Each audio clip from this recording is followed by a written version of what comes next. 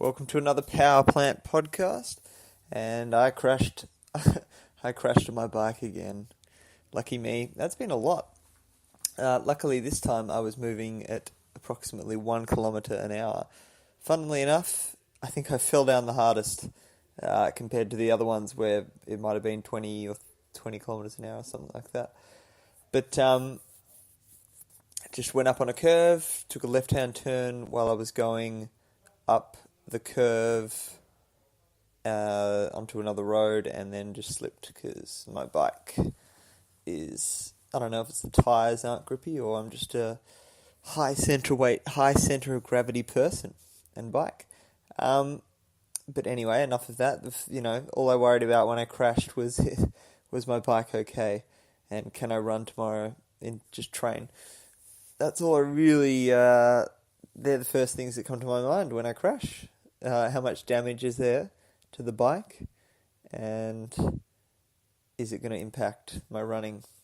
Less about sort of general health. If I had a broken finger or something, it'll be like, well, I can still run, so that's fine. Crazy, man.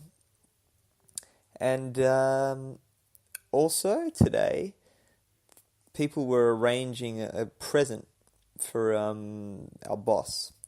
So what you can do is you pitch in $20, and if someone's buying a present, I don't know what it is, and I'm giving money to them, every dollar you spend is a vote for what you believe in. So if my money goes towards an animal product, that's just as good as buying an animal product yourself to the same value, and that's not going to happen. I'm not going to do that. So when it comes to group gifts, you got to make sure you know where your money's going, or just get a separate gift. Or if you don't like your boss, don't get them a gift at all, because they're a bit stingy on your work visa. Anyway, enough of that. Actually, moving out of my apartment here, almost 9 o'clock, I go to bed early. Some people say, I've heard everything from you only need, 4 hours of sleep, biphasic sleep, which is like sleeping in 2 patterns, 4 hours and 4 hours or something like that, or 6 and 2, to people saying you need 12 hours sleep. And it's insane for me. 8 does the job, about 8. Anything less and it's not as good, and anything more and it's not necessary. About 8 will do me. So if I go to sleep at about 9, maybe 9:30 if I'm a bit late, and then wake up at about 10 past 5 most mornings, that does me. And reading a book called The Secret Life of Trees, or something like How Trees Feel, and my mum sent it to me, and I don't know if she's trying to send me a message about how plants also feel pain, but because that's a common argument against veganism, that plants feel pain. But what are humans supposed to just eat nothing? I mean, if humans are omnivores, then why is it healthier to eat just plants? That doesn't make sense. And even if humans were designed to eat meat and plants, then if we had the choice to eat plants and the science showed that it was better, wouldn't it still be the right choice to eat plants? Because you're getting, even if it's against whatever the design is, and I'm only saying design in terms of being lazy for, natural selection, evolution. It's not like we were created. Ooh, controversial. Then why wouldn't you just choose plants anyway? So it's a silly one. And even if plants do feel pain and you choose to just eat plants, you're actually eating less plants than if you chose to eat animal products. So it's win-win-win.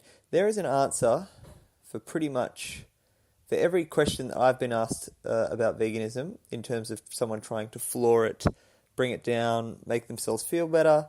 There is a logical and correct answer to it. So let's say, no, that's not a question. When people say I couldn't be vegan because I like my cheese too much, well, you could answer that with saying there are many types of vegan cheeses if you must have your cheese, and they actually taste very similar, or better in a different way to the real deal that is just fermented, cultured with lots of bacteria milk that's harvested from cows that are trapped in racks or in a pasture anyway, and then killed after they're done. And if they're not killed, then they're still abused for property, and it's still morally wrong, and it's still an ineffective and inefficient way to produce food.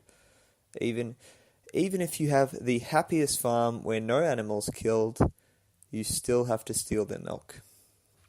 In no level is it morally correct, and on no level is it environmentally friendly. And luckily, on no level is it healthy. So there's three choices there, and lots of cheese is expensive anyway. So there's no question to veganism that you can't answer. When someone says, you don't get enough X, you just tell them that you can get X from here, and that it's usually more efficient, it's usually cheaper, and no one has to die, or a lot fewer beings has to die. And people also it's a very lazy and I think it's a one-dimensional way of looking at when people say, look, animals are killed during harvest of grain or something like that, so you're still having a bad impact. Well, it's like eating and promoting veganism is about doing the best you can. So in that point, no one is ever vegan because you can always be doing better. It's an unattainable goal to be like a pure, someone who doesn't cause any harm and have no footprint. Every animal has a footprint on the earth because it's sort of by definition that we have to take to survive. And taking means taking from something, and that disadvantages something else. If you take from the ground a strawberry that you've picked, you're taking it away from something else that would have eaten it, even on the level of, microscopic organisms.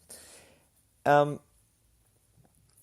the thing is, if you're eating animal products, not only are they being fed the grain, indirectly, and you're eating, the grain and the animal products through them, there's a lot of extra manual labor that has to go into it, unnecessary suffering that's in that process that's completely unnecessary. So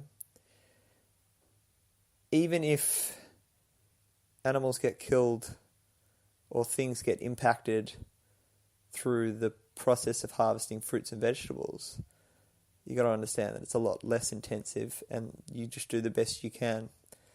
The best you can do is just breathe air. Even then, you might breathe in some insects. So it's a bit silly, really. This is definitely my sleepy voice, isn't it? So I'm actually moving out of my apartment soon, in maybe 2 weeks now, and I'm moving in with a family.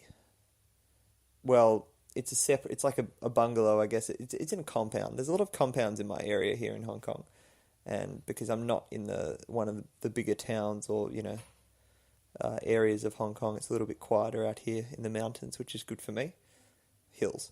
And so it's a family, and I'm going to help them out with English, and it's going to be all sweet. We're going to be happy days. And, I get to help them, they get to help me, and we all win. Loving family. And they cook good food as well, but I'm still just going to look after my own food. I've not been eating any sort of overt fats, at all. And it seems to be fine, People say, oh, I need X fat, or I need to eat oily fish or something because my skin dries out, or some bullshit reason like that. But it's complete crap. I know we all have different, nutritional needs, but in terms of what most people put in their body or they think they need, I think it's quite off. I do have a couple of nuts and seeds, but other than that, it's very, very minimal. It's just rice and vegetables, mostly cabbage. I like bland food. I just like tasting the actual food itself. I do occasionally put spicy food on, like spicy sauce on it or something, but then it just seems like overpowering the dish. Enough about food. Another question that vegans can get asked that you can answer. If you can think of it, you should be able to think of an answer to it. So let's just say I had a friend, he went vegan, he got sick, That's a common phrase people say to steer away from veganism. But if you look at how people go about what they're actually eating in their diet and lifestyle, there's not many cases, unless you're a medical abnormality, in which if people sleep enough, if people eat a variety of foods, or even, let's just say, a balanced diet in that you're just meeting your nutritional needs, as you have seen from someone like Andrew Taylor in Melbourne, who ate potatoes for the whole year, spud fit. It doesn't need to be a wide variety of food groups. It can just be enough of the foods that provide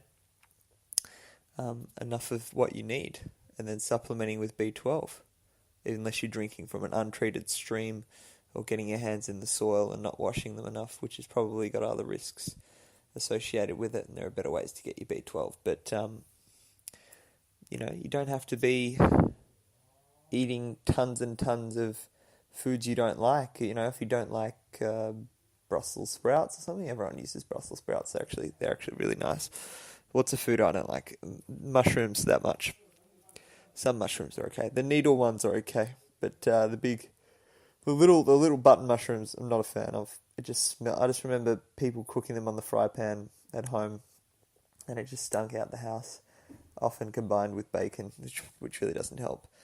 Imagine waking up every Sunday morning to cooking bacon, and people thinking that smells good. I don't like that smell. There might have been a time when I liked it, but I don't like the smell now. Actually, it just physically, my smell and what I like has changed, which is no surprise because the taste buds change about every 3 to 4 weeks anyway. Apparently one of the only cell types in your body that don't grow as rapidly or change that much are the eyes, and that's why babies have big eyes, because they sort of grow into them as their heads get bigger. Also, I think humans are naturally supposed to be more attracted to bigger-eyed people, and definitely symmetrical people, and people that sort of look like yourself as well a little bit. But apparently there's a filter on a lot of Chinese phones here that have beauty mode, and it just makes your skin clearer or something. A lot of Asian women like lighter skin as well. Perhaps not white, but pale skin, and there's creams that make your skin go pale instead of compared to Western people who want their skin browner and looking more tanned. It's the opposite here. And they also make the eyes bigger as well. So it's that kind of beauty feature people have on their phone when they go take a selfie in front of some random statue or park or some food in the restaurant. Yes. So there are my thoughts today. Any questions? I'm going to be more active on Twitter. I'm getting more and more active. Try and make more and more podcast videos, that kind of jazz. Catch you soon.